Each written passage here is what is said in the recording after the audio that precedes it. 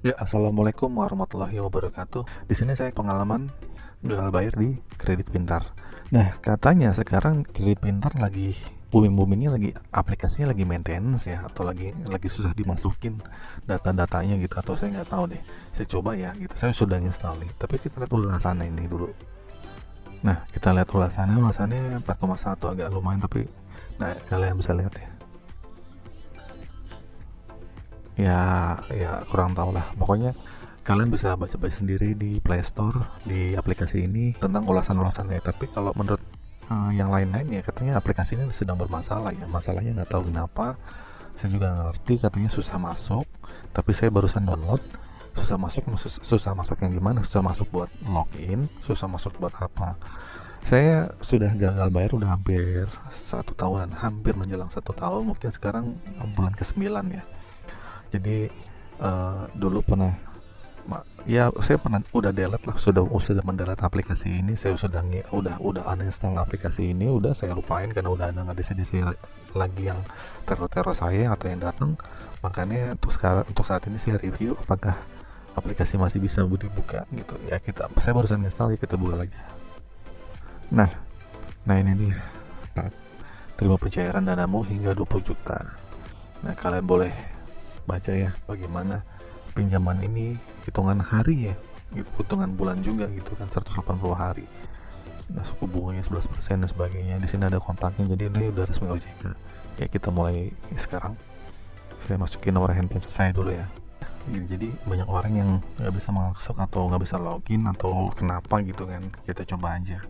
Saya sudah nggak masuk aplikasi ini selama hampir 8-7 bulan yang lalu kalau nggak salah gitu. Saya uninstall dan ini saya install lagi. Saya pengen tahu aplikasinya di sini ada berapa cicilan. Saya lihat lagi gitu kan, apakah bisa gitu kan. Seri pengalaman. Apakah ada di lapangan? Ya, ada di lapangan. Saat itu saya disamperin, tapi ya itu dia cuma ngasih surat, di sini datang.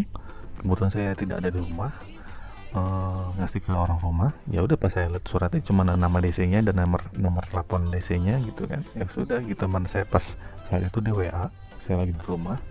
Maksudnya DC ada di rumah, ya udah saya kubris aja, saya diemin aja gitu kan. Beberapa hari kemudian ya udah saya delete gitu kan, saya blokir lah itu WA-nya. Dan saat itu udah nggak ada DC yang datang lagi gitu.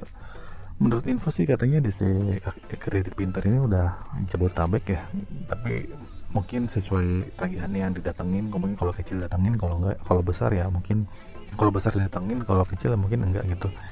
Tapi ya saya belum masuk nih, kita coba lagi ya. Padahal nomor saya terdaftar. Saya pengen tahu aja aplikasi ini masih nyimpen tagihan saya apa gimana gitu. Tapi kalau tagihan saya sudah nggak simpen, berarti intinya tandanya sih data saya sudah dilaporin ya ke Pusdapil atau ke FDC atau apalah gitu kan, biro kredit, masuk slik atau apa gitu. Ya itu balik lagi, apakah DC ke rumah ya pas ini. Kalau ini untuk saya sih datang. Jadi emang ya gimana lagi gitu kan. Saya punya nyaranin jangan gali lubang tutup lubang lah, santai aja. Saya terlambat hampir 90 hari lewat lah, 180 sampai sekarang udah 8 bulan, nanti lebih kan gitu kan. Apakah saya sekali DC nelpon, saya nggak tahu juga ya, karena nomor saya yang ini jarang-jarang saya aktifin gitu kan, kadang aktif kadang enggak gitu. Mungkin ada beberapa orang yang DC datang ke rumah, yang nelpon, mungkin saya nggak angkat. Dan juga saat awal-awal gagal bayar ya, saya emang ngeladenin ini DC ini Kredit Pintar, cuman nggak asik banget, kayak langsung marah-marah kayak gitu. Saya bilang saya belum ada uang gitu kan. Ya udah, nanti bakal kena bunganya. Udah nggak apa-apa saya bilang gitu kan, nanti bakal kayak gini. Jadi marah-marah gitu kan. Jadi percuma gitu kalian kalau nanggepin DC kapan bayar, nggak bakal menang kita melawan dia gitu. Yang ada mereka ya kapan kita bayar. Yang penting kita jangan janjiin aja. Kalau kita dijanjiin ya kita akan telepon terus apakah salah kita kalau nggak angkat telepon? Ya nggak ada salah-salahnya juga, mau gimana lagi gitu. Nggak salah, itu hak kita kok. Apa kita mau saya matiin atau enggak ya silahkan, kan nggak ada perjanjian. Kalau nasabah matiin handphone tidak angkat telepon, apakah akan kena pasal berapa? Kan enggak gitu. Dan mereka pun sama gitu, apakah ada perjanjian saat dia saya marah-marah akan kena gimana ya, mereka akhirnya bebas-bebas aja kan buat bagi saya. Nah ini kayaknya aplikasi nggak bisa masuk, saya bingung juga. Mungkin kita lihat di pertanyaan ini, di pojok tanda tanya ini ada apaan sih. Di sini ada pilih masalah ya. Tidak menerima kode SMS. Pastikan nomor OTP Anda benar. Ya benar nomor saya. Menerima sinyal baik SMS ada pulsanya 30 detik ya. Kirim kode SIM atau tombol kirim suara ya udah nggak ada. Masukkan dengan ID wajah. Ini saya malas ID wajah. Ya udahlah, biarin aja lah. Emang udah nggak ada, terbukti setelah udah 4 bulan 5 bulan lewat nggak ada tagihan lagi kok di Kredit Pintar gitu kan. Jadi ya bagi kalian yang nggak bayar santai aja.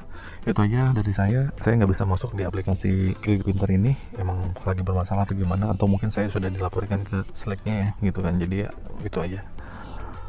Akhir kata dari saya, assalamualaikum warahmatullahi wabarakatuh.